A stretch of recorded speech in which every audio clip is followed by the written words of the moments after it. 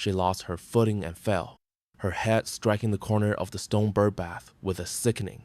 And that was the end. Gather near, dear listener, and let me share a story that aches with the tender weight of a mother's love and the unbreakable bond of family. Picture Mary, her smile a beacon for her children, Jecintha and Paul, who held her heart as their greatest treasure. But oh, how quietly tragedy can slip into a life so full of warmth. A cruel shadow crept into Mary's mind, stealing not just memories, but the very trust in those she loved most.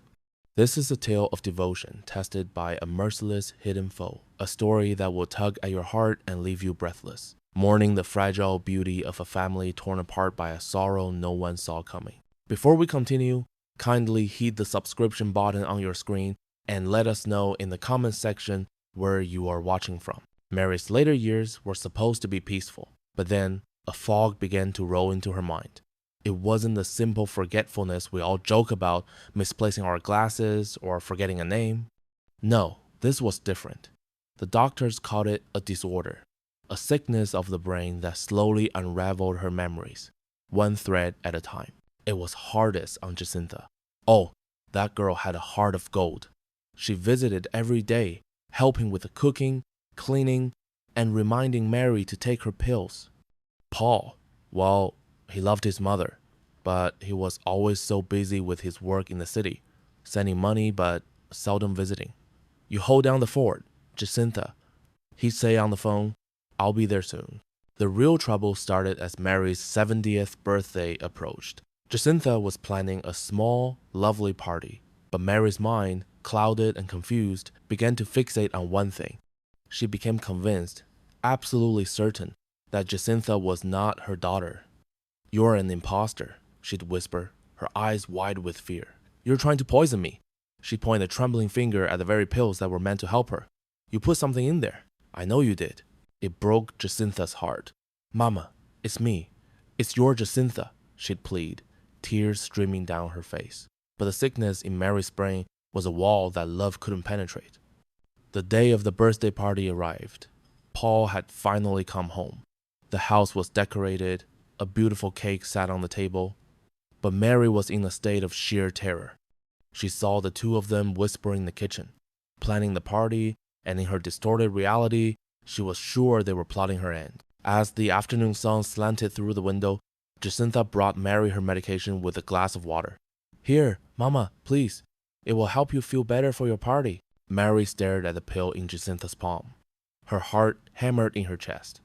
This was it. The moment the imposter would make her move.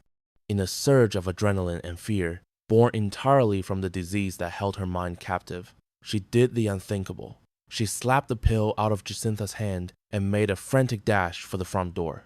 Mother! Paul shouted. Mama, no! Jecintha cried out. They chased after her, but Mary, fueled by a terror they could not comprehend, stumbled down the porch steps. She lost her footing and fell, her head striking the corner of the stone bird bath with a sickening, final sound. The party never happened. The ambulance came, but it was too late. At the funeral, Paul and Jecintha were shrouded in a grief so heavy it was hard to breathe. The pastor spoke of a tragic accident. But then, Paul, cleaning out his mother's room, found it. A small, locked jewelry box. Inside, there was no jewelry. There was a single, folded piece of paper. It was a doctor's note, dated just a month prior. His hands trembled as he read it. The diagnosis wasn't just the memory-stealing illness they knew about. The tests had revealed something else, something far more aggressive and cruel, a rare, fast-growing growth in her brain that was causing intense paranoia and violent hallucinations. The doctor had written a stark warning. Condition will rapidly deteriorate. Extreme vigilance required. Patient may perceive loved ones as threats. Paul sank to his knees, the paper fluttering to the floor. He showed it to Jecintha. They hadn't known. They thought they were caring for their forgetful mother. They never knew a hidden monster was twisting her thoughts, making her see enemies in her children. The true tragedy wasn't the fall. It was the disorder that, on the occasion of her birthday, made a mother so terrified of her own devoted daughter that she ran straight into the arms of death. It wasn't Jacintha's pill or Paul's absence that killed her. It was a sickness hiding in the shadows of her own mind, a wolf in sheep's clothing that truly stole Mary away.